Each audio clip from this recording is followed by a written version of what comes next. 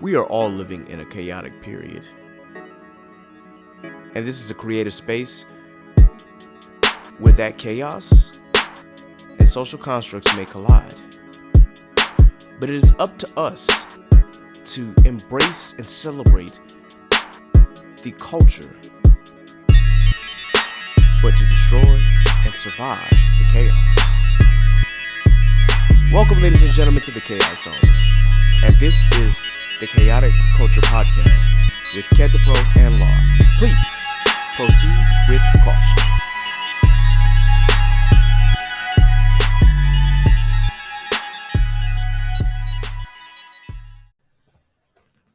Good morning. Welcome back, ladies and gentlemen, to the Chaotic Culture Podcast. So, if you don't know by now, of course, my name is Ked the Pro. Out here, once again, just trying to maintain, trying to survive. Things that millennial adults do. Regardless of that fact, man, we here with another episode. Of course, my boy Law is back in the building, of course. Good morning, everyone. How y'all doing? Word. So, this episode is more of like a recap. Pretty much, not like a recap of all the episodes that we've done, which could be included, but more so like a recap of what's been going on since it's August now. So this year's been kind of a crazy one. So I guess we can go back almost toward like February when all of this really just started. Yeah. It's been a wild 6 months to say the least. Some good, some bad, and then outside of our personal stuff, a lot of bad that's been happening, at least in this country. On top of that, but like, I mean, anybody could attest to what we've been dealing with and what everybody's been dealing with the last 6 months. So, if you're listening again for the first time, once again, I just thank you for tuning in. Just be sure, once again, that you follow the podcast page. That's at Chaotic Culture Pod. That's Chaotic Culture with 2 Ks. Chaotic Culture Pod on Instagram, as well as follow the Chaotic Culture Podcast page on Facebook. The Twitter page is still not up yet. Work, unfortunately, has kept me from making that, so I do apologize about the delay there, but I will have a Twitter page up as well. Once again, you can follow me personally at K3D the Pro. And of course, you can follow Law here at L.JR_96 on Instagram. If you want to DM us any personal questions or anything about that you want to be included on any podcast episodes, or if you just have questions for us in general, just be sure that you reach out to us. Likewise, just be sure that if you are on Facebook, that you follow me at Kedrick A. James. First name, middle initial, last name, of course. And also follow me on Twitter at K3D2Pro. So with that in mind, let's start our little recap here. So for me, I'm gonna go a little bit more into January, because January it's kind of where I think that I knew things about this year wasn't going to be right. So obviously the COVID-19 was out there, but it wasn't spread in America just yet, or we hadn't noticed it yet.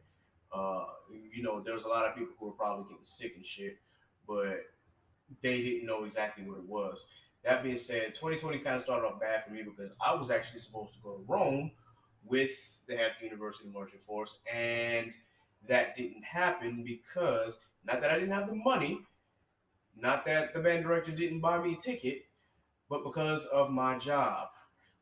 It happened in one of the senses where I was working at the Norfolk International Airport, and they knew that I wanted to go, and I was getting ready to put in, but I usually wait about a month. I got transferred to the Newport News Williamsburg Airport, and everybody already had New Year's Day off by the time I got there, so I suffered from new guy on the block. I couldn't put in. I tried to put in, and people were trying to find days off, but obviously could not get that week off. So I spent my New Year's in an airport. That's basically it. I didn't drink. I didn't do anything. I didn't celebrate. I was just like, Happy New Year. I'm locking up, and I went home. Yeah. Sounds about right. Yeah, that's pretty much how my New Year's went. And then, January wasn't that bad. And then what really kicked it off was Kobe. Yeah, man. That's like to celebrate, at Honda and everything. Yeah. And then to turn around and like be traveling back home. Kobe, man.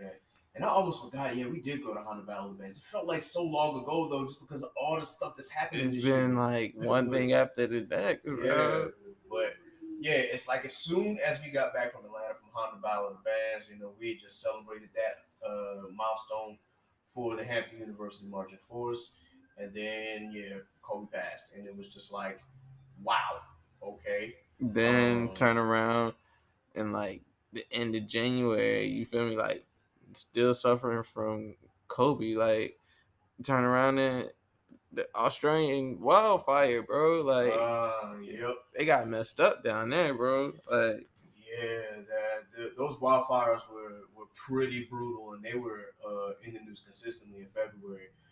Some good things I guess did happen in February. I suppose if you're a Chiefs fan, look, Kansas City, they won the Super Bowl, which was actually a pretty good Super Bowl. Woo! I can't even be mad at it. I'm trying to think what else happened in February. Of course, the Kobe's homegoing and things like that. Yeah. I guess it's kind of hard to figure out like what I guess all the things that were happening, but I will say, Trump got acquitted by the Senate. Yeah, just getting ready to say that, bro. Yeah, we all know that was some bullshit, but we all knew that it was going to happen because we all knew the Senate, with a majority of Republicans leading the Senate, that it wasn't going to, he wasn't going to get impeached, or he wasn't going to get removed because he technically is impeached by Congress, but that's trash, absolute trash. But they decided to acquit him, but whatever. You got that happening, and then you had the tensions in Iran with the killing of their general, bro. Oh yeah, I just knew. I was like, oh, this is the end. Yeah, I'm thinking, we about to go to war with Iran, and we out here like, I know a lot of people were just like, well, why are the liberals mad that we killed him? I'm like, nobody is mad that the man is dead. The man has committed like atrocities and war crimes. We're mad that this motherfucker Trump just decided to target and kill him. Send it. Just like, fuck it, we gotta send him. Like, we just get him. That's and it just seemed like it was just out of nowhere, without without knowing that there's going to be consequences to that. Yes, nobody celebrated that man's death. Like, nobody cared that he died. Like, he's an evil person. But it's just the way that Trump took things. It's just like head scratching. Like, what? But you also do have to take into account his watchers. Yeah. The Trumpians, man. Don't do it, bro. They are some diehard people, man. Yeah.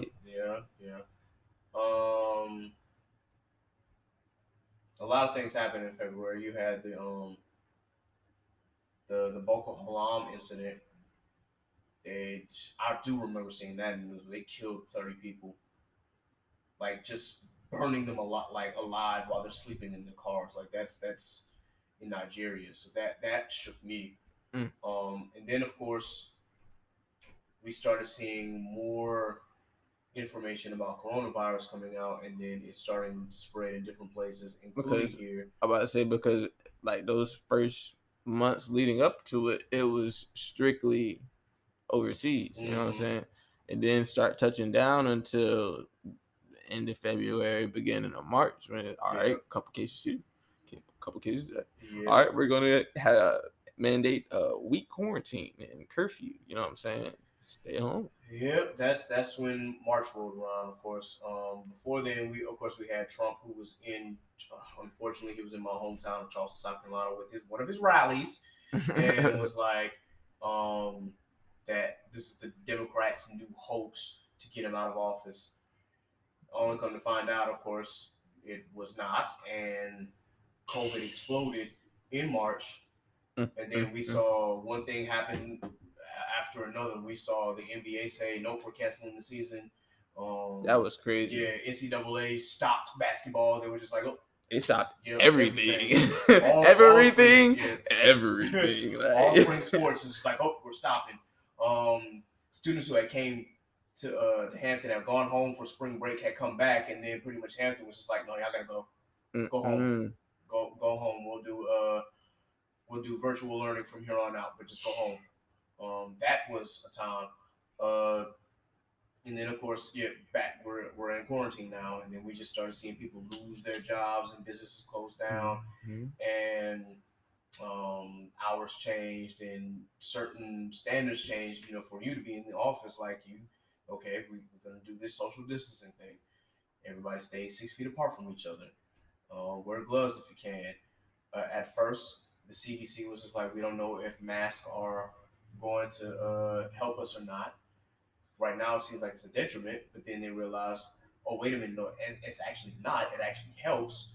So start wearing masks. April. Clearly, there's no March Madness, and clearly, there's no national championship in basketball. So that's that. I swear, and of course, no NBA playoffs. So we were just literally like, okay, what's next? It was taken. You remember that game, Snatchies? Somebody, you had a bag of chips, and somebody just come and snatch your chips. That's exactly what COVID did to everything. Snatchies. Yeah. No season, no sports, no restaurants, no going out. Stay home. People just started saying okay, so we want to get this under control before summer because we know people still want to travel, but clearly people can't. That wasn't happening. Yeah, can't travel outside of the country. People started closing. U.S. closed its borders. They waited too late to do that, by the way. But U.S. closed its borders. Other countries closed their borders. Pretty much travel restrictions were in place. You can only go, but so many places at a time. April was pretty wild, considering that we were all just kind of stuck in the house. There was an asteroid scare. Yeah, I heard that. Yeah. I was just like, is this really something, that we should be mentally prepared for? Because it's just so everything's so watched in the news. So sometimes you just be listening to the news and you're like, man, for real, what next? What next? During April, of course, they had a PPE shortage. With America, so of course everybody's stockpiling. Of course, people stockpiling toilet paper, which I didn't get. I'm like, what? The virus ain't gonna transfer because you gotta take a shit. What the fuck? But I think people just thought that if the stores closed down for a longer period of time, that they wouldn't have access to toilet paper. So I guess that's why they did that. Otherwise, honestly, I don't know. Prince Charles, the Crown Prince of the United Kingdom, tested positive for COVID. Wow. Yeah. He naturally survived, of course. That family, bro, they got a lot going on. They got a lot going on. Somehow they've been able to survive. Think about it. Queen Elizabeth, she's 93, 94, and her husband's pushing 98. So yeah, they clearly are. They I don't know what kind of genes they got or what kind of medical treatment that they're receiving, but whatever it is, it's keeping them folks alive. Great Britain's best. Of course. The British Prime Minister, the Trump light, Boris Johnson, he tested positive for COVID-19. Ended up in the hospital. All these people, man, and he's always a hoax. Boy, shoot, there's no golf, no British Open for the first time since World War II. That was crazy. We ain't gonna have golf either. I mean, we got it here in the States, but like, Yeah. Something that probably upset a lot of people in our generation, but April was also the month that Bernie Sanders dropped out of the race. And that pretty much determined, okay, it's going to be Trump versus Biden, which I kind of figured was going to happen, unfortunately, but these things happen. I don't see it ending well. I'm like, I'm not trying to be pessimistic, but like, mm-hmm. I am trying to like look to the. I don't even know how to put it into words, like, but you get what I'm saying. Like, Yeah. I'm trying to see the best out of what everybody's been saying. Not Trump, because I mean, he's just full of hot garbage. Yeah. But yeah, just trying to really lock in and understand what it is, I guess, is going to happen politically, because like that's supposed to be our guiding light in terms of leadership. Yep. For a country.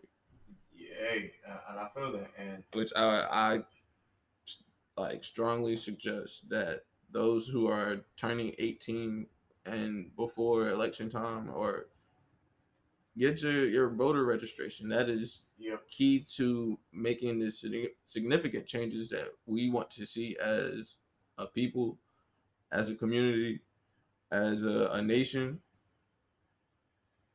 Yeah. You know what I'm saying? Like, we divided, we are going to continue to be weakest until we band together as one, no matter what you look like. You're right. You're right, man. In regards to that, I know a lot of people, when they turn their nose up at voting, it's generally because they do it at the general elections. Like, you see that they don't participate in local elections or midterm elections as much as we should, because that there was never emphasis put on it. Exactly. Like, they teach you, state, local,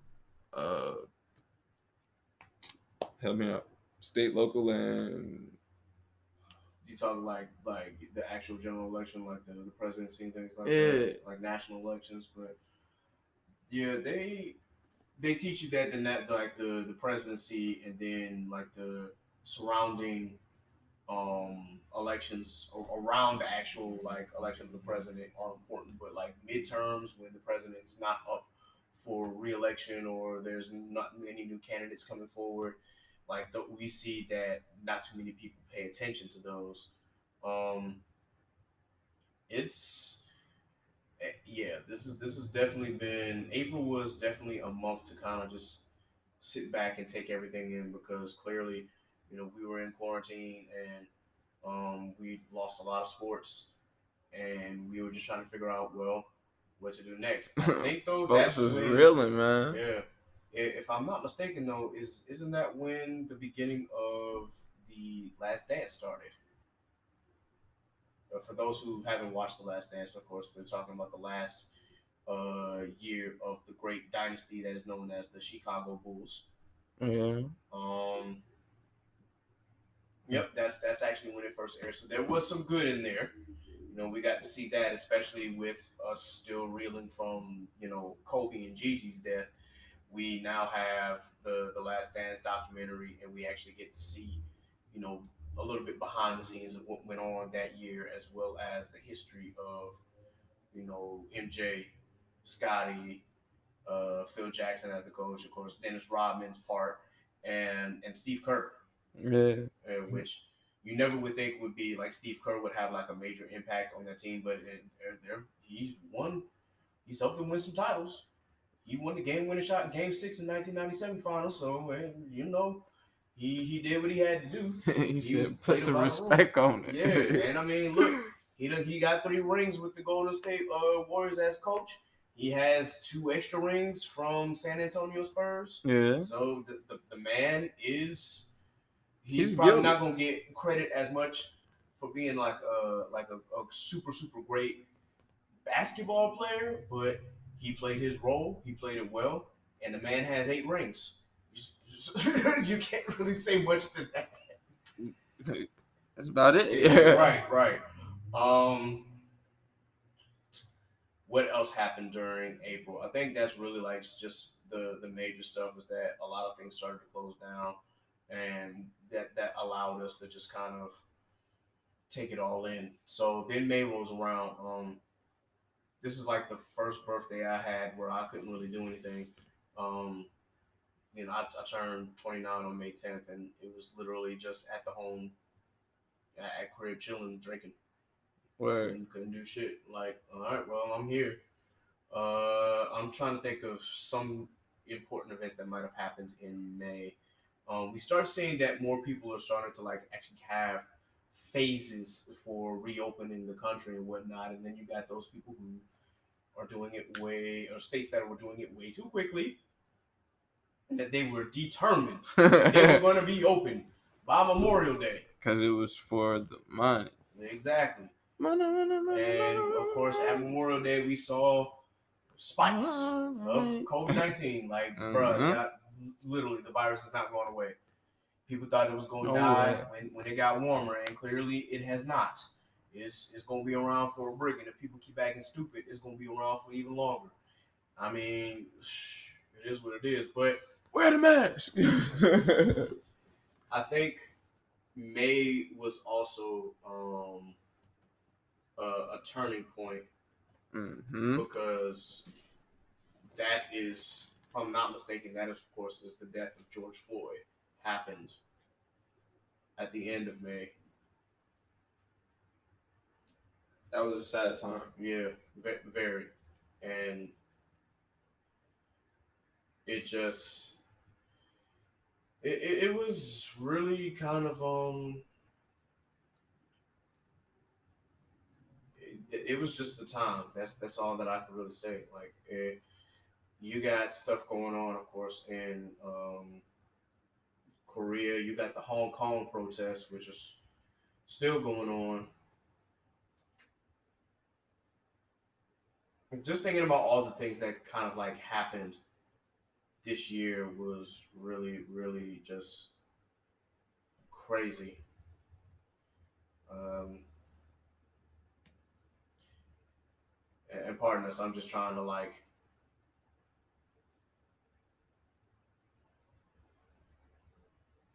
process it all because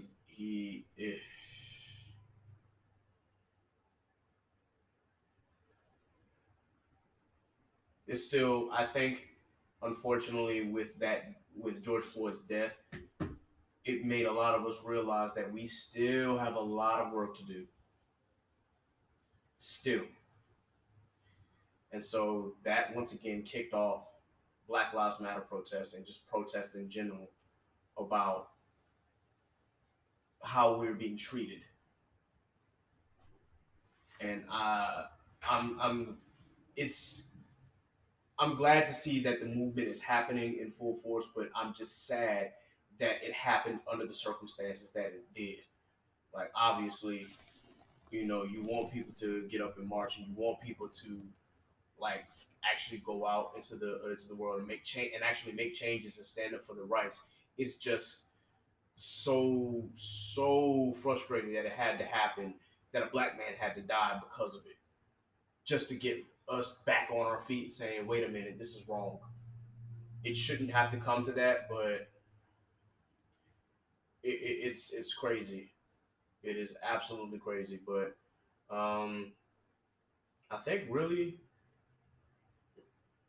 the only other good thing that probably happened in May, of course, we got um, the NFL draft, which was different. Very different. It was a virtual draft, pretty much. I stayed at home and watched.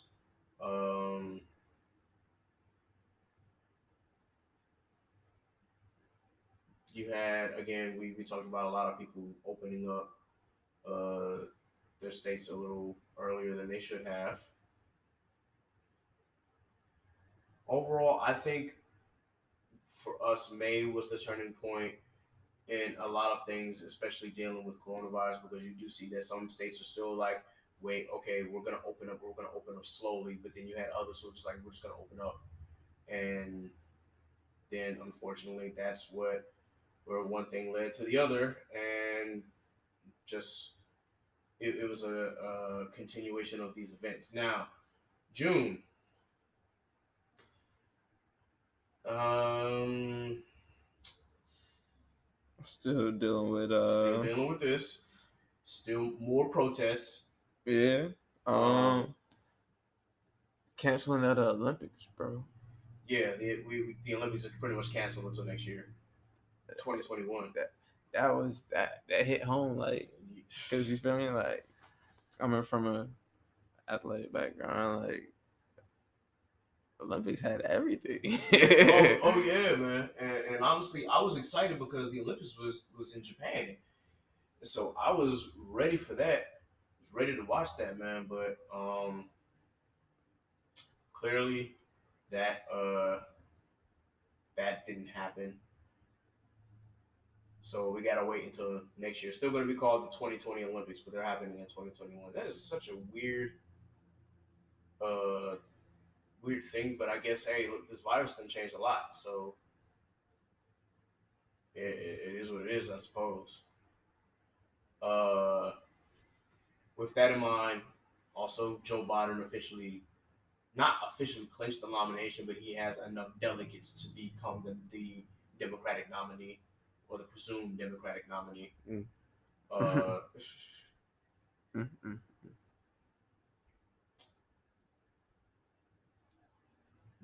June was pretty much like just stick to it, like pretty much. And unfortunately, the coronavirus worsened because people decided that they were going to open up earlier than expected, and even the ones that did kind of, took it easy and opened up, like with Virginia, they've had to dial it back because people just don't know how to act.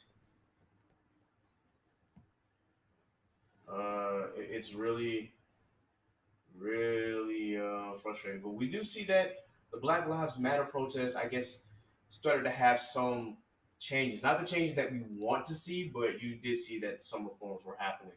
Um, you did see that Mississippi now is deciding, okay, we're going to change our flag after how long have they had that Confederate flag on their actual state flag? Who knows? Yeah, we start to see streets painted with Black Lives Matter. We start to see statues come down either because they want to protect them from being vandalized, or that's the main thing is that because protesters are just like, why is the statue still up? Take it down, take it down. And then people are like, we're not going to take it down because you said, we're going to take it down because we don't want you damaging it anymore. Mm-hmm. There are some people who probably were like, you know what, this is probably for the better because certain statues don't need to stick around anymore. But pretty much June was a stick to it month. We do see now in July, we do see that sports are slowly trying to come back. The NBA and the NHL have like pretty much decided, okay, we're going to do a bubble. MLB is coming back, but now MLB, who knows how long that'll last because people keep testing positive for COVID. And it's like, y'all could have easily did what the NFL did. Just find a little baseball field, find that everybody plays at. Don't travel between states. Just everybody stay in one spot. Mm-hmm. And nobody go anywhere. We test it every day. And it is what it is. But clearly that has not been happening. We start to see more schools decide to, okay, we're going to wait until spring to do sports. And then there are some schools who are like, we're going to wait until the spring semester to have in-person classes. We're going back to virtual learning because it's clearly not safe. You've got more sports who are like that are shutting down as far as like school. Then you got some people who are opting out, like, nah, you're not about to get me sick.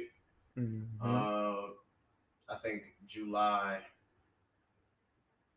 there was a lot of things that, I guess, with the virus being out, a lot of things got put into perspective. So, it's just really, really, really, really weird not having the Olympics, man. Like, I'm with you on this one. Like, this is like right now, I would be really watching it. I'm just thinking to myself, like, yo, I'm not watching the Olympics right now. What is going on? Sheesh.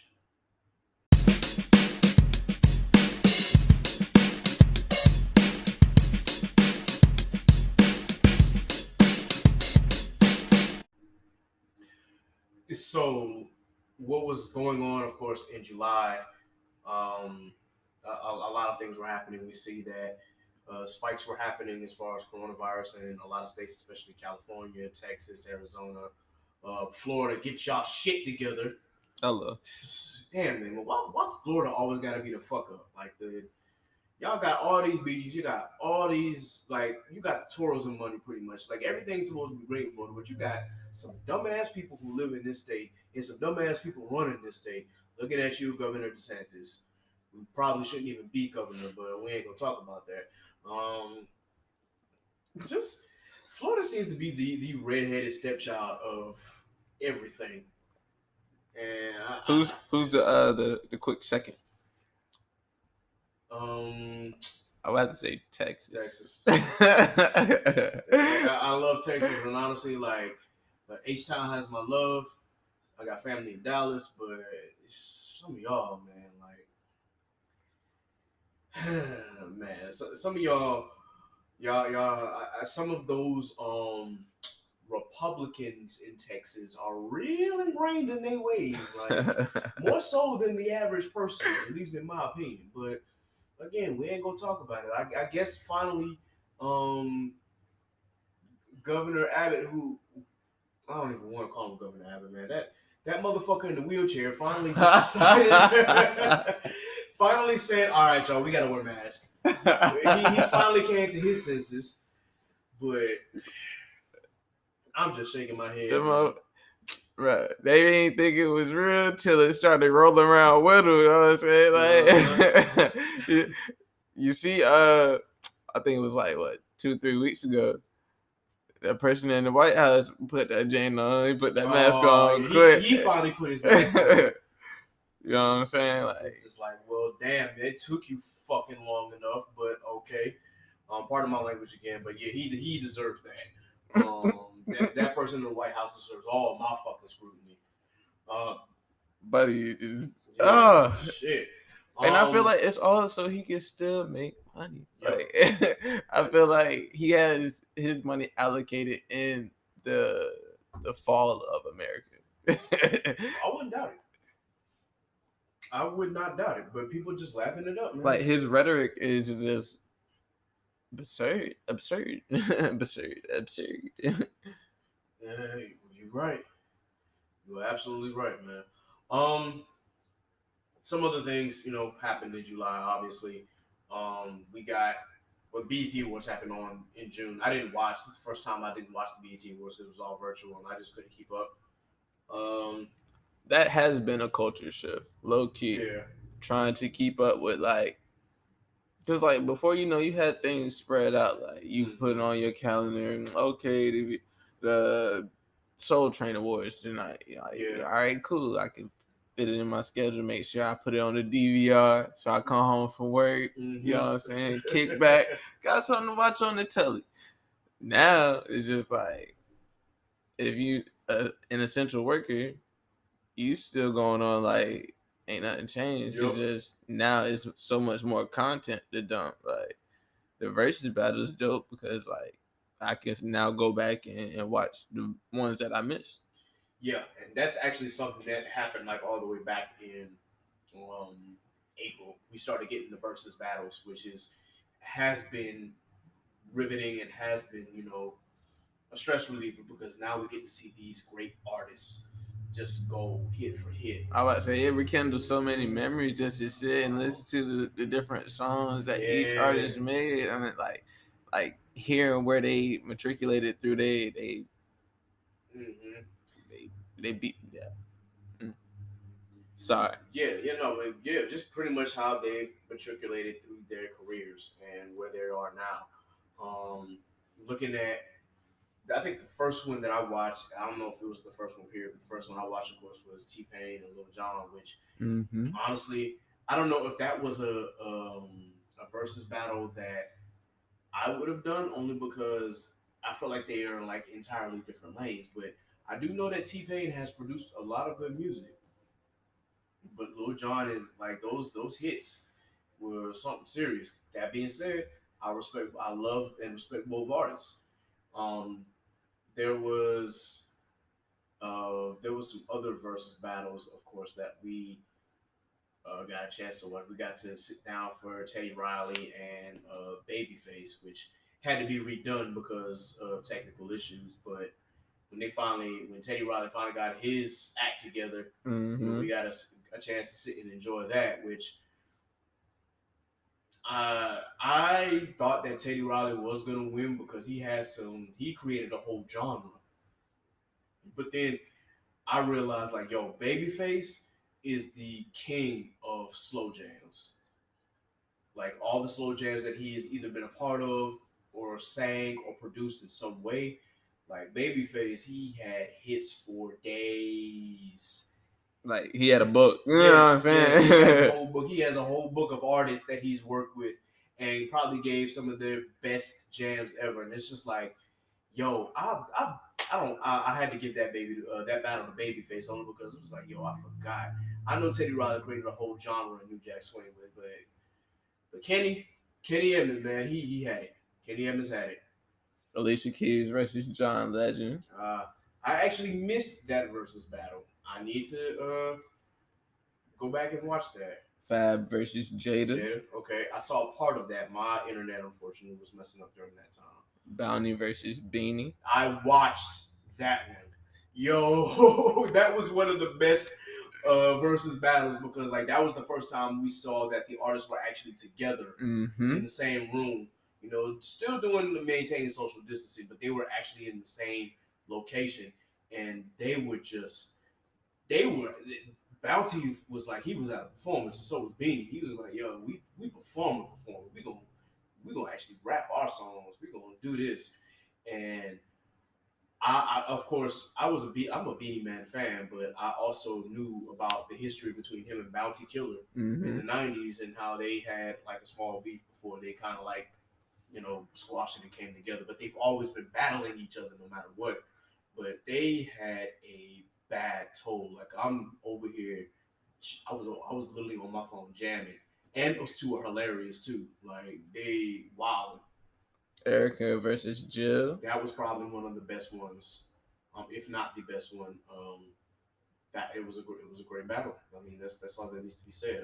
Erica's internet was kind of messing up a little bit, but it was still a great battle. Luda and Nelly. Yeah. Nelly's Wi-Fi, of course, kept messing up because it was a thunderstorm. But I don't know how like that battle just it left more to desire. You know what I'm saying? Like I think because I know he had so much stuff that he did not play. Yeah, like Nelly had a lot of stuff that he didn't play, and I think Luda had a lot of stuff that he didn't play either. So that battle did leave something to be desired. I still enjoyed it for what it was or what I could enjoy, but yeah. No, but they had a lot of verses come out here in the last couple months. DMX versus Snoop Dogg. Now, see, that was one of the more recent ones, and that was a battle too. I think people just forgot how many hits DMX had. I forgot how many hits DMX had because I mean I consider him one of the greats, but it was just hearing those songs again. I was like, yo, I forgot about this. Oh shit, I forgot about this. Oh damn! Like I was like, yo, I heard all these songs when I was a kid, and how did I miss these? Like I'm sitting here going back, like, yo, I gotta add this back to my playlist. I gotta add this back to my playlist. It's just like, yo, I forgot. X had hits. I mean, the man literally dropped 2 albums in 1 year, but still, he had hits. Snoop hasn't stopped making music since 1991. Obviously, the man has been. It seems like every other year Snoop drops an album, so like he ain't got nothing else to do. Exactly. The man, like he literally Snoop probably gonna make music until he 80 something. So I mean, there's that. But yeah, like I mean, Snoop had the book, but you just forgot. Like DMX held his own. He held his own. They did a DJ battle. They DJ Clue versus DJ Envy. Okay. I missed that one. There was also another DJ battle. It was RZA versus Premier. Yeah, so for those who don't know RZA, that's Wu-Tang. Wu-Tang Clan ain't nothing to fuck with. But yeah, it was them two. And I actually enjoyed that battle as well because that's stuff my big cousin and my brother grew up on that they got me hit to as a kid that made me fall in love with the Wu, made me fall in love with Primo and all of his boom bap beats. Like that they can produce some hits, man. Um, what are You some had of the Swiss Beats and Timbaland. okay? I didn't catch that one, but they got it all here recorded. So you feel me? I might Yeah, just go back and watch some of these. definitely take a look at all like the versus battles that have happened if you haven't, because I know I'm gonna go back and watch some of them myself. Um, it's really, I think that if the pandemic didn't do anything, it definitely at least gave us the opportunity to share this music, or allow them to share the music with us again, and allow us to just feel good about it. There was a gospel battle. Uh, there was at first it was Hezekiah Walker versus John P. Key, Oh yeah, and then there was Kurt Franklin versus Fred Hammond, and I thoroughly enjoyed both of those. So I definitely recommend you guys going back and looking at those versus battles. And again, I'm gonna go back and look at it too because there was some good stuff that happened in those battles. So um, that brings us to something that happened about a few weeks ago, and that was an incident where uh, Meg the Stallion got shot, and it's I don't want to say it's uncomfortable to talk about. It's not uncomfortable to talk about, but it's just really strange and just really weird. But I'm because why would you? I don't know. If I'm Tory Lanez, why would you jeopardize your career like that? Putting yourself in that kind of situation mm. against another artist who's also on the come up as well. Like knowing good and well that what all that Megan has gone through, and we just added more trauma on top of that. It don't make no sense to me. Like clearly, I hadn't been following like Tory Lanez for his career like as much as the next person probably has, but apparently he's been problematic in the past.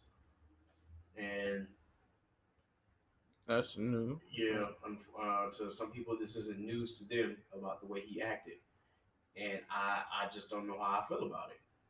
I'm just like, well, damn, like I don't know if I can listen to Tory anymore after all, like hearing all of this shit and putting another artist's life almost in jeopardy. Granted, I mean he didn't aim for any vital spots, but still, you shot somebody, and you shot a pretty well loved artist. Like, I mean, I don't know about the next man, but I know I fuck with Megan Thee Stallion. I fuck with her music. I know her music is not really for me, but I fuck with her swag. I fuck with her flow. The girl can rap. She can rap, and so I guess it's just one thing that we have to deal with in our society, man. It's unfortunately something else that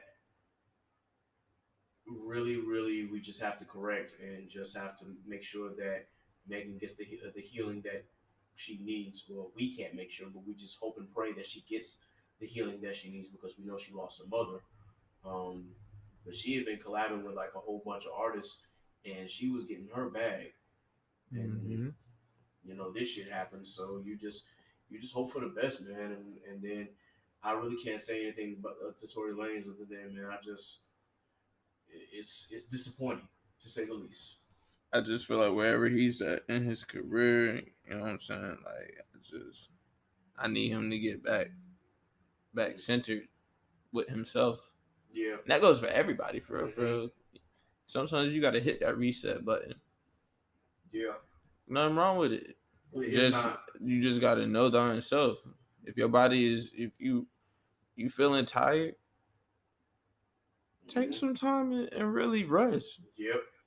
Like, it's nothing wrong with taking personal days, but at the same time, like, understand where you're at and what you need to do.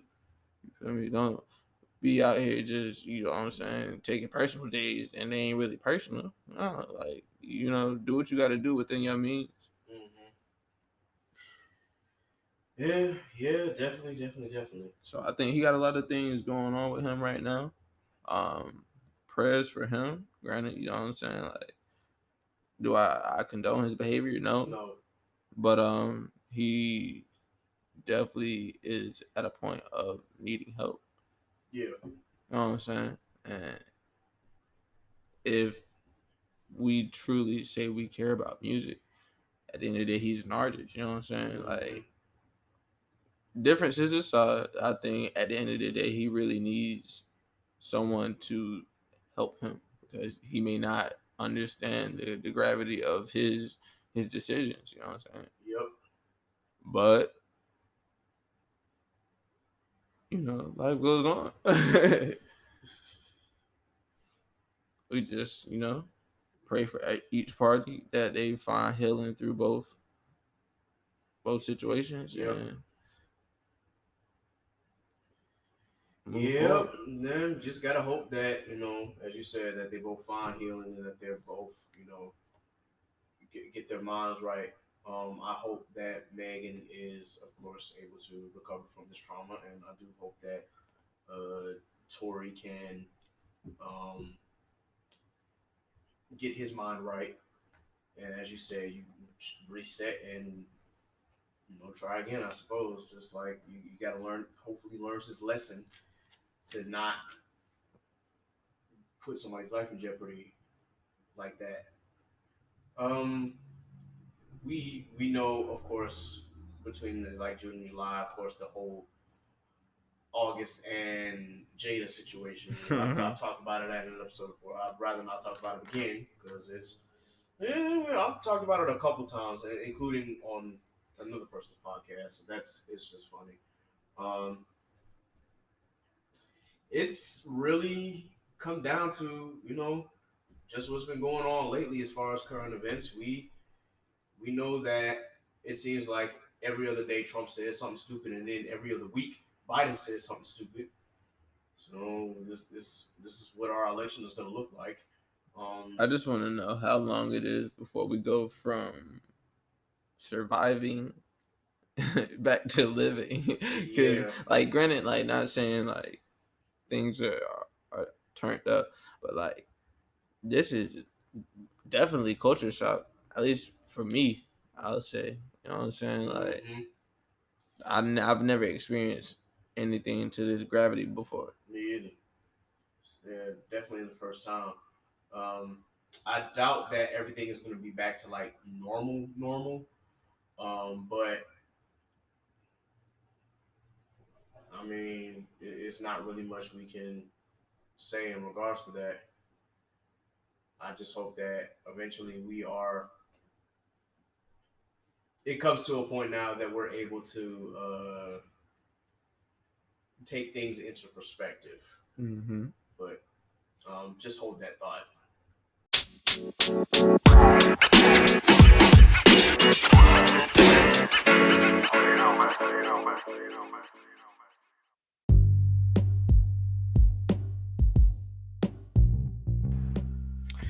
All right, so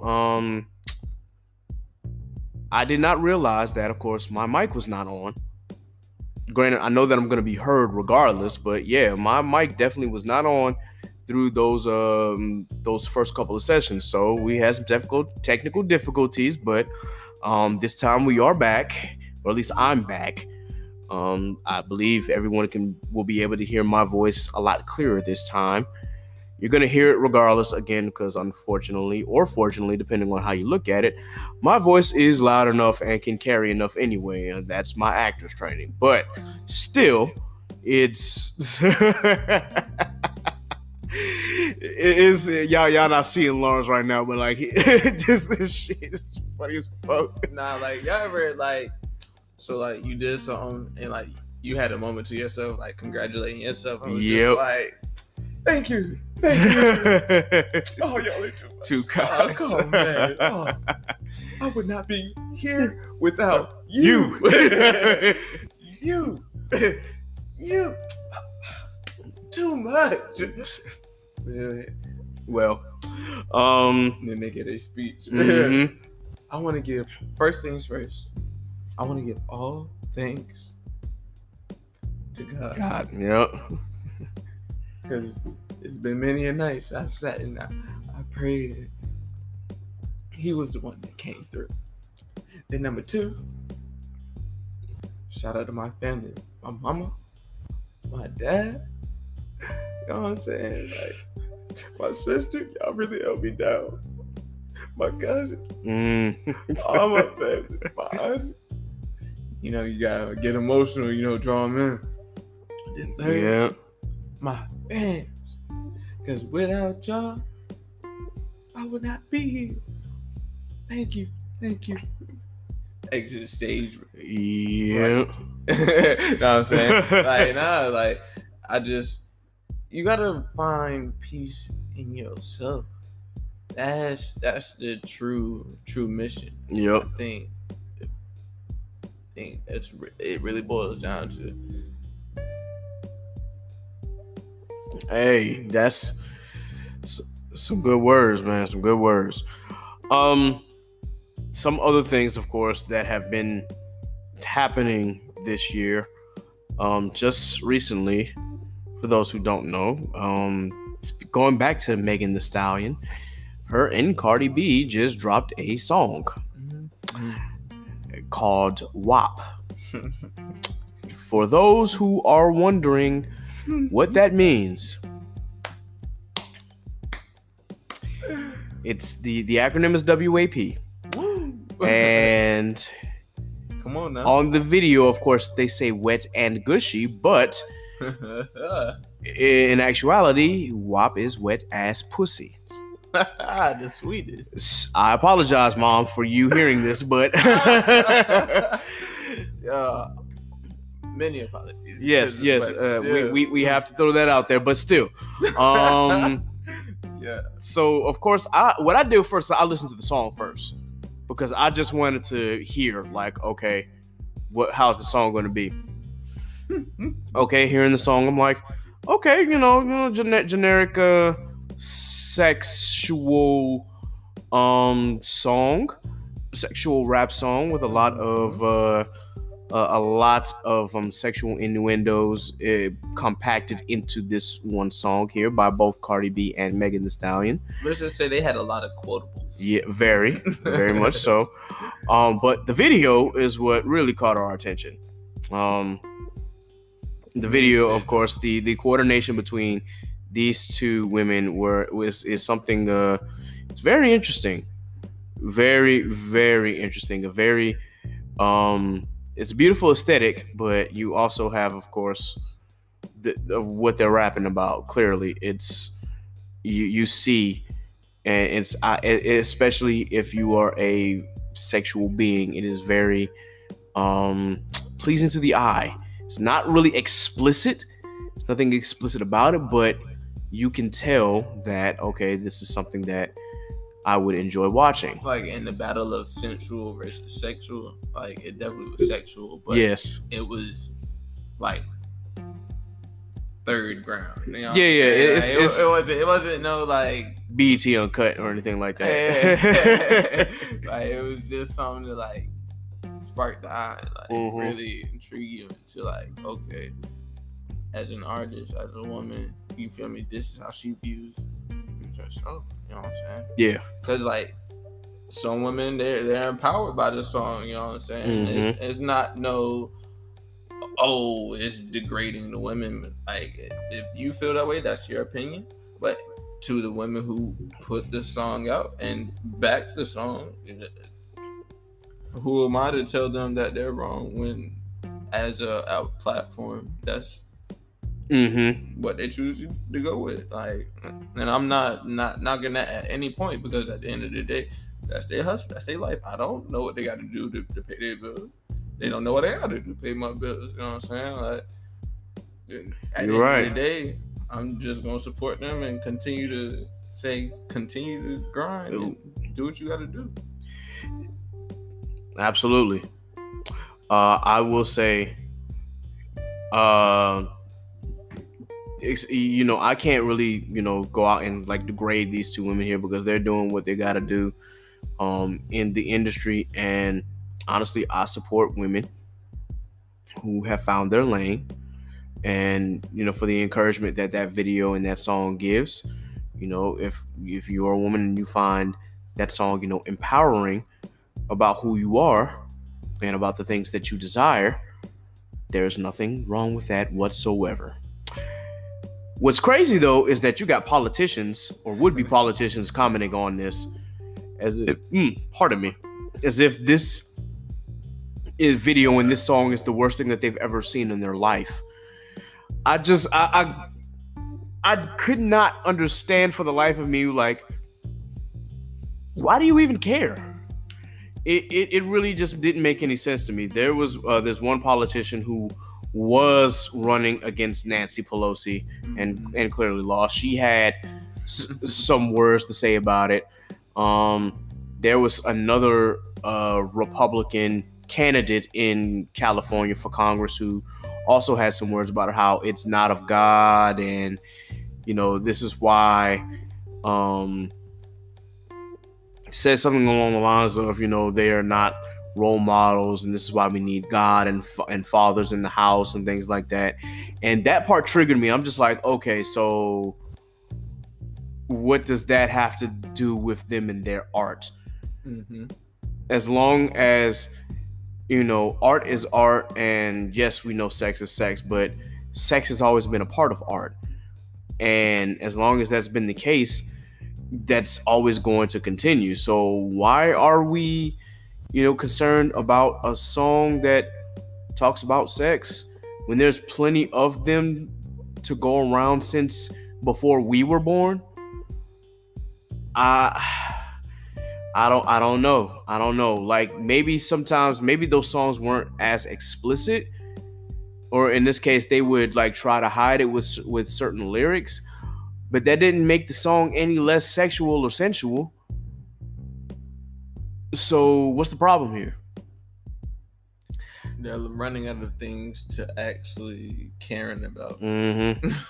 that's all it is. Like, to me, it's like, yo, y'all running out of things to like really talk about and care about. Like, y'all want to jump on something that really has nothing to do with you and your values and whatnot and your beliefs. Like, look, if you have a conservative point of view, that's fine. That's whatever. Cool. Congratulations. This ain't about you. This is about two women doing their art, man. Like, just let them be. Ain't no need for your commentary.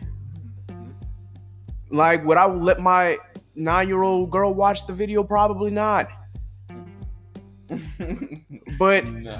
But I mean, granted, there was a lot of things that my mom didn't let me watch when I was younger either. And then when I got older and I was allowed to watch it. Or rather, I took the liberty to watch it, but still.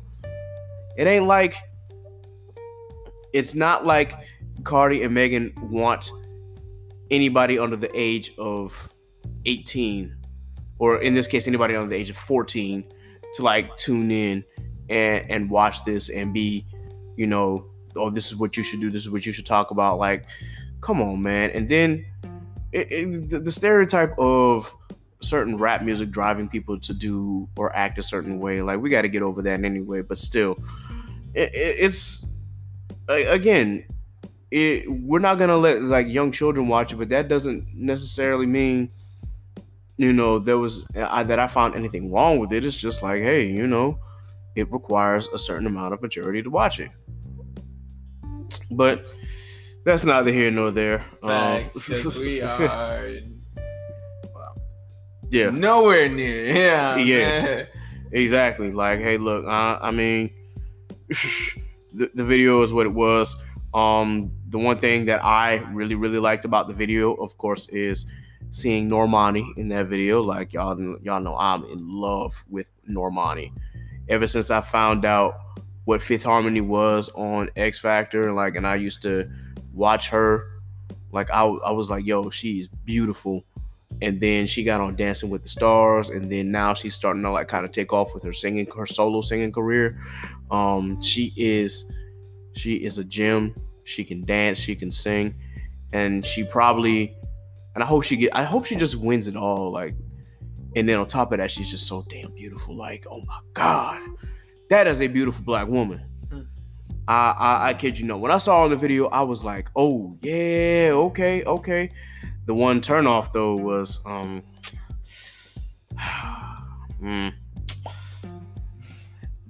yeah, okay. So if you've listened to previous episodes, y'all know how I feel about the Kardashian family. So when I saw Kylie Jenner in this video, best believe I felt some kind of way.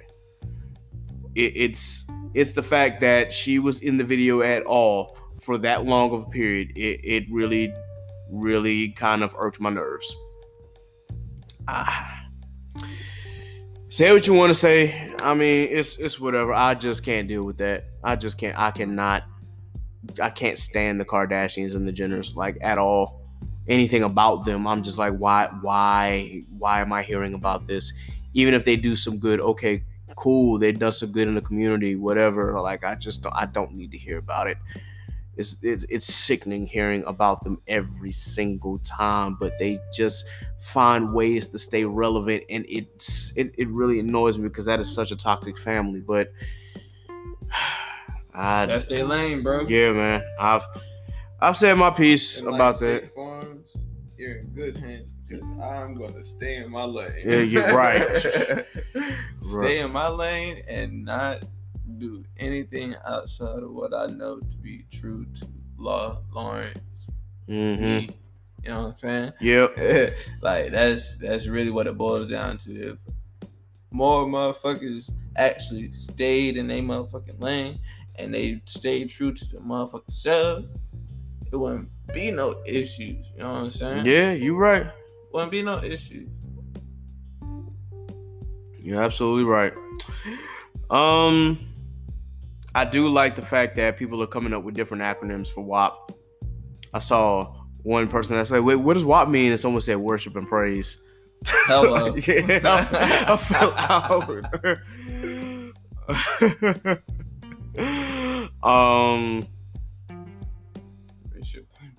Worship and praise. Someone said wireless access point, which is actually a true acronym. Yeah. I saw wings and pizza. I'm trying to think of what other acronyms that I saw for WAP. Man, yeah, if you're not on Twitter, social media has its ups and downs, but this is one of those times where it had its ups. With everything going on. Yes. Oh, one thing we didn't highlight was the banning of TikTok. Oh, yeah. I don't know how people feel about that. I mean, I feel like they still going. Yeah. Apparently, you're taking away a form of like entertainment. Yeah, pretty much. But motherfuckers who invented that shit are smart as fuck. Yeah, man.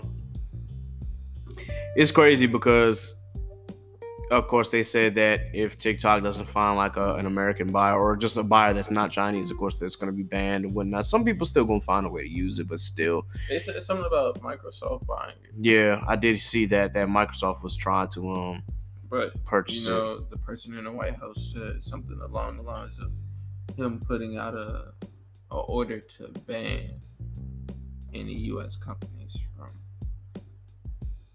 purchasing. I don't think he has the legal authority to do that. He doesn't. Yeah. and speaking of, just to kind of backtrack here with that, he actually tried to put out executive orders because, of course, Congress and Senate and the White House couldn't come to an agreement on the new stimulus package, which he tried to make an executive order trying to bypass that. But this is why learning American history and learning about U.S. government is so important, because the power of the purse belongs to Congress, not the President of the United States. And I know a lot of my old Republican colleagues wanted to talk about how many executive orders that Obama abused, but then you got somebody in the White House who doesn't even, one, know the laws of the land, and then two, using executive orders to try and bypass the laws of the land. Preach. Come on now, man. Like, where's the hypocrisy, yo? Like, y'all gotta check y'all hypocrisy at the door. That's all I'm saying. I understand if you like the person currently occupying the White House, whatever, that's fine. Do what it do. But y'all got to hold him accountable, because there have been plenty of times where we have held Barack Obama accountable for his actions too. Now, I'm not an Obama hater. I loved Obama. There are some things, though, that he, did that we clearly don't agree with the whole situation in Yemen, the drone situation, of course, with the bombing of innocent families and things like that. And yes, he was known partially as the deporter-in-chief, though he didn't separate families. Looking at the other occupant in the White House currently, there was a lot of things that Obama did wrong, but that doesn't necessarily make him an evil person, in my opinion. There's just things that he got wrong altogether, because yes, unfortunately, there were some tragedies that happened under Obama that I wish he could have made better judgments on. But I know a lot of these progressives are going to be quick to call Obama a war criminal and things like that. And I'm just like, every president of the United States is pretty much a war criminal if you really think about it. They do what they deem is great for the country. Yeah. And speaking in terms, we still here. Yeah. Unfortunately, other countries have suffered for it, and I wish that more people would be more compassionate towards the other countries that we have hurt. And some people are, but to the point now where they have such disdain for Obama and the presidents and whatnot. But when you look at, again, what every president has done from up to now, all 44 and a half of them, really to sit in the highest seat of the United States of America, there's going to be some shit that you're just unfortunately you can't avoid, and it's going to hurt you in the long run, because unfortunately we are not perfect, and shit's gonna happen. But this is why I don't disparage Obama. Yes, there was a lot of things that he did that, again, I disagreed with.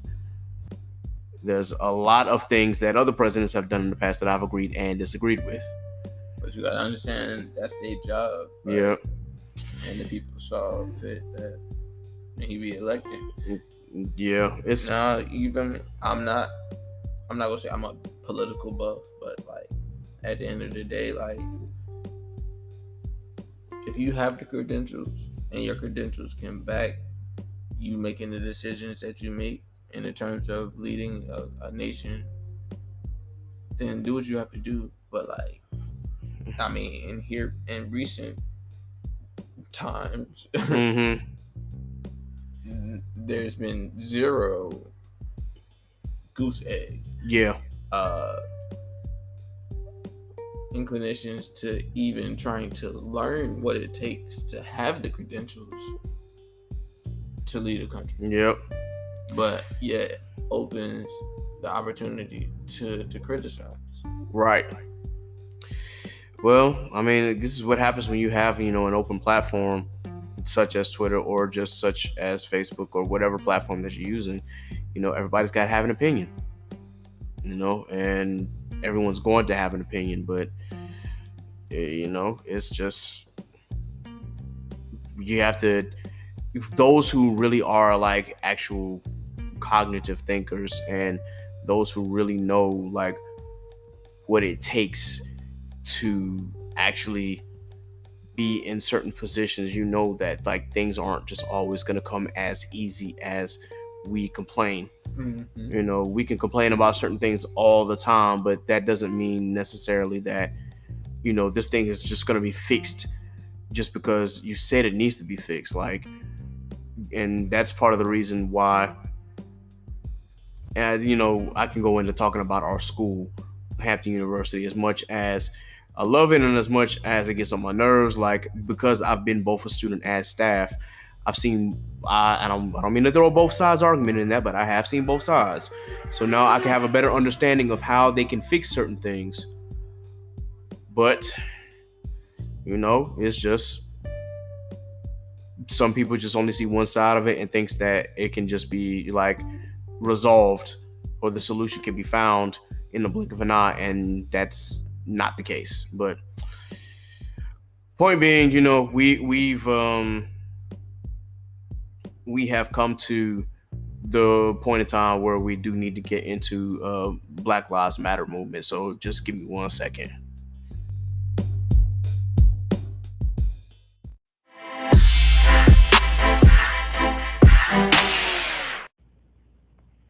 I'm here to remind you that Black Lives Matter.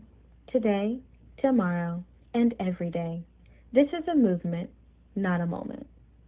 Here's a message from the leaders of Chaotic Culture Podcast. We are guided by the fact that all Black lives matter, regardless of ability or disability, gender or sexual identity, gender expression, economic status, religious beliefs, immigration status, or location. We encourage everyone to keep the faith and continue the fight. You're now tuning in to the Black Lives Matter movement on Chaotic Culture.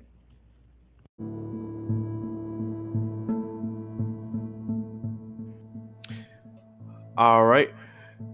So before we wrap up, of course, we want to be sure that we end this episode, as always, just making sure that we are cognizant and aware of our situation.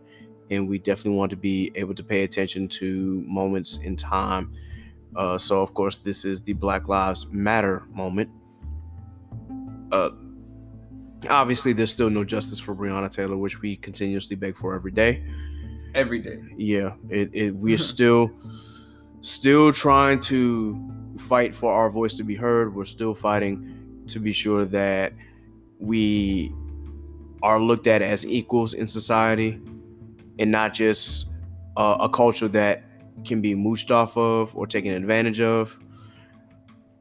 There are still so many people whose names will probably never get to see on social media that have suffered either through racism or through the hands of an unjust police system. But that being said, it's important for us to continue this fight.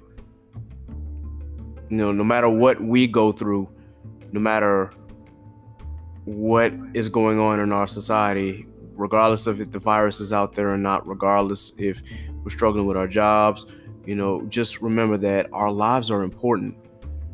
And it's up to us to make sure that we as a society are standing at equal footing,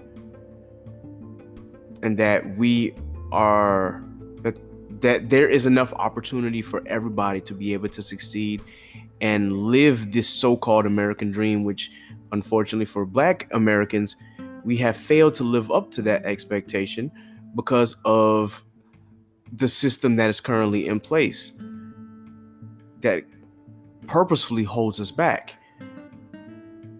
I'm going to speak a little more about how, of course, this society in America was not built for us.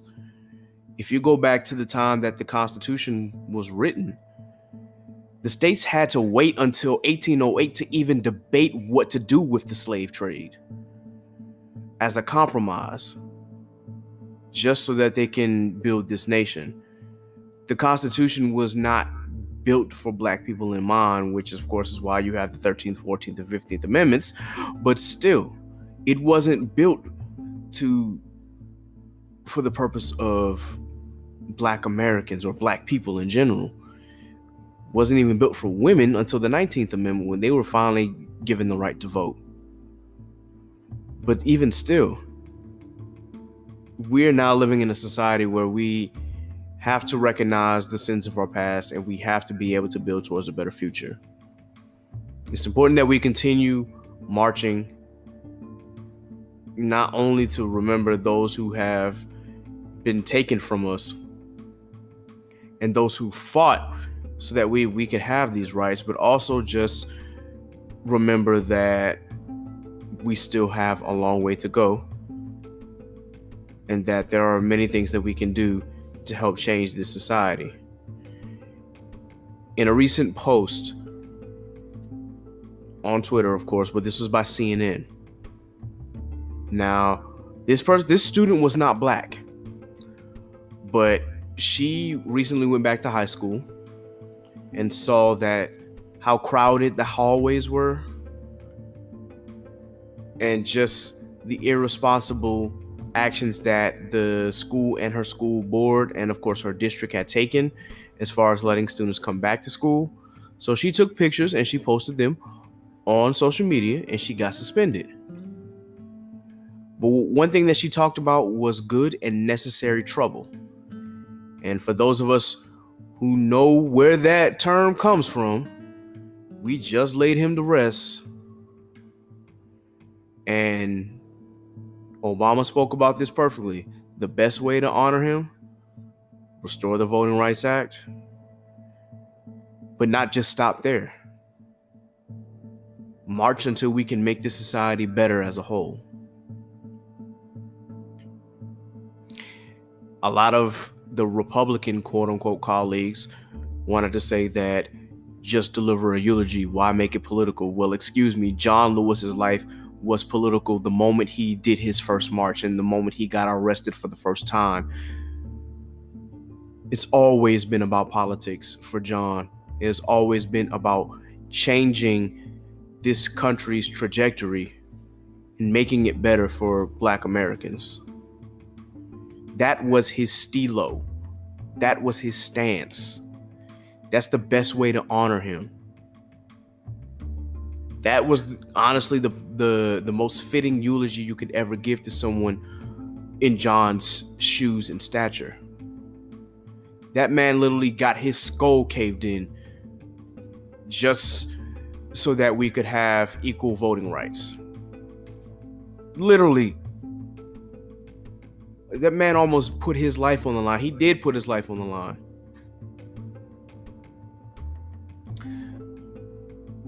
So it's just important that we remember why we're fighting and who we are fighting for.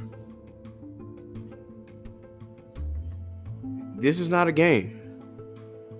Our very livelihoods are at stake. This isn't to threaten anybody's way of life. This movement is not to threaten your position in your company.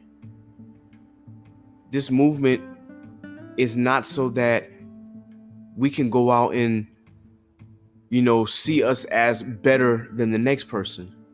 No. Literally, a friend of mine who I'm actually going to do an episode with very, very soon literally said this: there is room for everybody to eat. And in my humble opinion, it's really such a shame that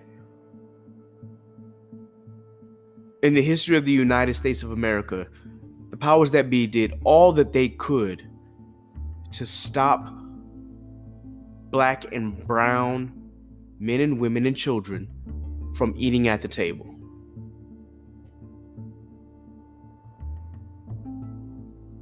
It's really, really disappointing, and sometimes it can be discouraging. But don't stop the fight. Don't stop marching just because all hope seems lost. All hope is only lost when you stop. So with that in mind, La, you got any comments? As I said earlier, there's nothing wrong with having to pause and hit that reset button.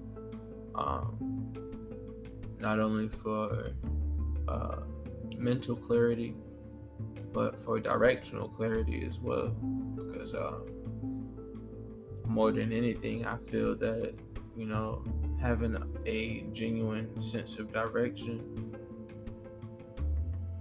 it helps with anything. Mm-hmm. It goes into your organization. And as we look into moving forward past COVID, because I'm speaking it into existence that we are going to get through. Yeah, we're gonna get through this pandemic. We speak into existence the things that we want for our lives. we start enacting the moves that we want for our lives, because at the end of the day, it is our life to live. Mm-hmm.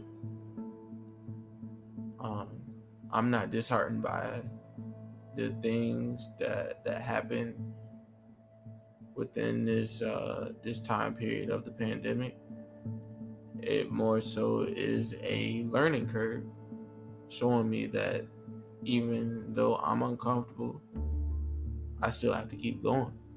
Yep. Life and the world doesn't revolve around the events that happen in my life. You know what I'm saying? Yep. So at the end of the day, I gotta get up and I gotta do what it is I gotta do to secure myself moving forward. And that goes for, I think, for anybody. You know, find your motivation, find what's gonna keep you moving forward, because life ain't stopping for nobody. It's not. Also, show love to your fellow people. You know what I'm saying? Give your people their roses while they still here. Yep. Because just like I said, life gonna keep moving. You gotta let people know that you truly care about them. Indeed. Indeed. And I say all that to say, you know what I'm saying? Preach one and teach one. Yeah. So with that being said, y'all, for those of us, you know, I know that you may be a little bit hesitant to vote, but please go vote. Please, this is way too important. A lot of us, you know, that a lot of us will not be able to deal with the ramifications and the repercussions of another 4 years of the current occupant in the White House. It's not worth it. I know that the candidate that we have right now is not the most desirable, and we still got a long fucking way to go, but still, if you don't let your voice be heard, not just every 4 years, but every year, and then every 2 years, and then every 4 years, if you're not consistently in the community, if you're not consistently voting, if you're not consistently putting out amendments for change or certain ideas that can be voted on, and you're just sitting there letting life pass you by, or you're just sitting there, you know, complaining that nothing's going to change, but you're not doing anything to actually push that change forward, like, we're not going to get anywhere.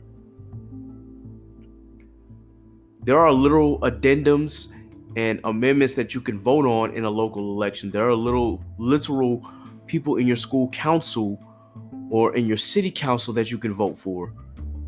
You can vote for sheriffs. You can literally vote for mayor, of course, but still, like, it's more important than just the presidency. Those men and women during the civil rights era literally got bitten,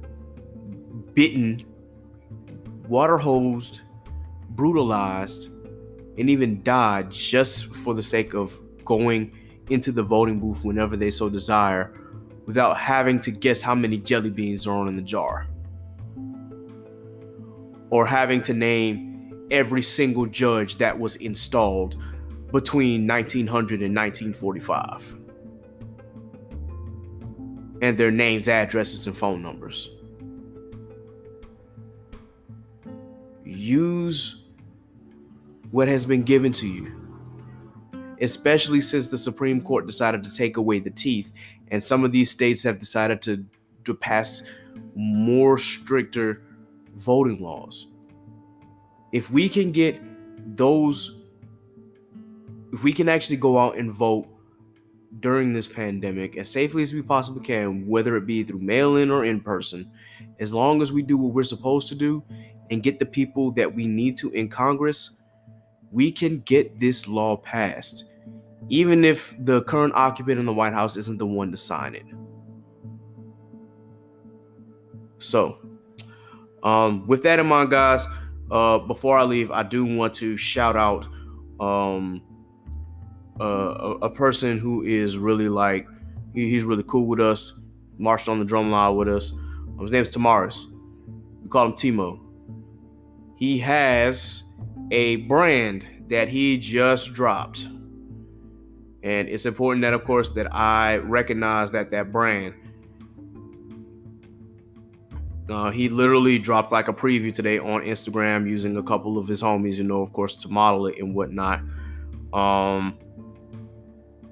He's been working on this for a while, and I'm just hoping that this thing takes off for real, because he's always been a good artist.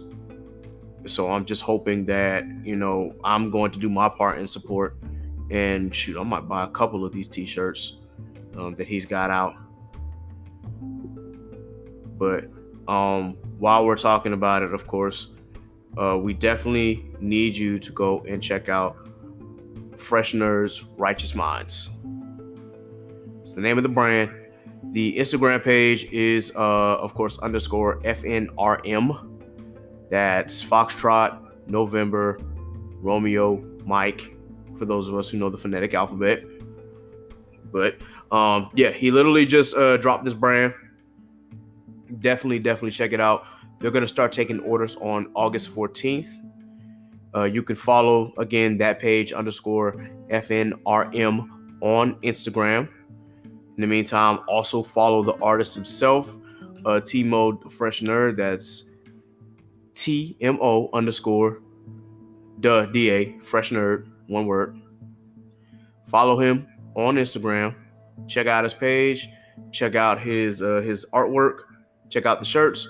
We will definitely be purchasing one. Well, at least speaking for me, I'm definitely purchasing a shirt. Oh no, it's definitely a cop. Oh, okay. Yeah, looking at the designs right now. I was letting you get the motherfucking advertisement out, bro. Okay. Like, nah, it's definitely a cop. You know what I mean? Like, yeah, nah, dope vibes from both them gentlemen. You know what I'm saying? Yeah. Timo and my man's Brennan. Yep. Sorry, it's been a long day. You know what I'm saying? Homies had to work. Yeah, of course, man. Hey, look, I had to work too, bro. I'm Life already on the feeling the front effects. line. So, definitely check it out. I got another shameless plug. Yep, go ahead. My brother, RJ Stackhouse, definitely just dropped an album. Yeah. Self-Harm. Man, if you got a road trip, or of somebody that is dealing with some stuff, definitely tap into this album. He got two. I feel like he did a tape A and a tape B with it. You know what I mean? For me, he got Self-Harm and then he got Self-Care. You know what I'm saying? Yep. Self-Care is the brighter side of it. Self-harm is the harder side of things. You know what I'm saying? Like, you gotta deal with some stuff to move forward. But most definitely check him out. If you need the spelling, it's RJ Stackhouse, House. Yeah. Hey, brother doing great things. He is. That first track go crazy. So, man. Yeah, Symphony number 27. Like, the first time I saw that, a visual, was like, oh, this is what he on. Okay. This is going to be a great album. When I tell you, it ignited all fires in me to just, do great. Yes. Because, I heard the hunger. You know what I'm saying?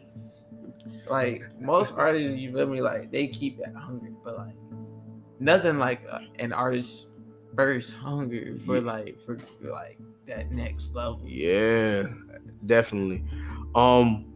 Another shameless plug. Check out The Best Feeling, Tyrone Leak Jr. Mm-hmm. You can follow him at it's an EP. You can follow him on Instagram at Tyrone Leak Jr. Leak is spelled Leake. So Tyrone Leak Jr. _STR. Tyrone or Leak or Bootsy is he was little. I would honestly say my first friend at Hampton and my little LB for Sticky Situation. Dude, I know that he had always talked about, rapping and whatnot, but I didn't know how serious he was until he had dropped his first mixtape a few years ago. But definitely check out The Best Feeling. Hashtag support the real. That's what STR stands for, support the real. He is really, really, really, his art is also something that you need to check out. There is a track on there that he has with another artist who goes by Phil.me. His real name is Daryl, but that track goes stupid. They both literally express their talents. So definitely check out RJ Stackhouse, check out Self Harm, and while you're at it, also check out The Best Feeling by Tyrone Leak Jr. _ support the real. With that being said, guys, we are going to wrap this up. I appreciate you all for joining us today. If you have any questions, comments, or concerns, of course, you know how to reach us, either through Instagram or whether it's Facebook or even if it's on Twitter. Just get in contact with us, ask us questions, like, share, and subscribe to the podcast, regardless of where you're listening, whether it be Spotify, whether you're listening through Apple Podcasts, whether you're listening through Google Podcasts, Breaker, or wherever you get your podcasts at. Definitely check us out here. Share it with your family, share it with your friends. Somebody may need to hear these words that we're speaking, and somebody just may need a bright spot in their life. And that's all we're here to do, is just to share positive vibes, and of course, how to navigate this thing called life, this chaotic culture that we're living in. It's always important that we continue to embrace the culture and remember to survive the chaos. That being said, guys, my name is Ked the Pro. This is the boy Law. Be blessed. Be safe. God is love. Peace. On love.